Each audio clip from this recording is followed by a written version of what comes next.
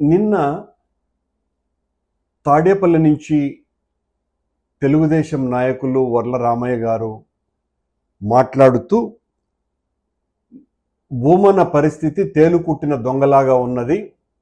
పరకామణి కేసులో అతను ప్రధానమైనటువంటి దొంగ అని చెబుతూ ఆ నిందితుడు రవికుమార్ ఇచ్చినటువంటి ఆస్తులను నేను చాలా తక్కువ ధరకు లీజుకి ఇచ్చానని, అలాగే నిందితుడు రవికుమార్ నా కుటుంబ సభ్యులతో ఎన్నోసార్లు ఫోన్లో మాట్లాడినారు. ఆ కోణం నుంచి కూడా పరిశీలన చేయాలి, విచారణ చేయాలని వారు చెప్పడం జరిగింది. చంద్రబాబు గారి మాటలని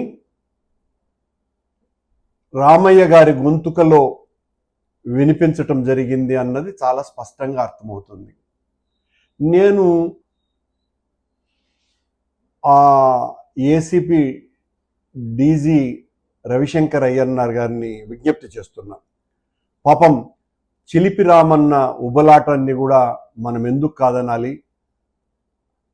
తప్పనిసరిగా చంద్రబాబు గారు ఏమైతే కోరుకొని రామన్న గొంతుకలో వినిపించారో ఆ కోణంలో కూడా నా మీద విచారణ చేయమని విజ్ఞప్తి చేస్తున్నా. ఎందువల్లంటే నిజాలు బయటపడాలి. ఇంకా వీళ్ళు ఇలాగే మాట్లాడుతూనే ఉంటారు.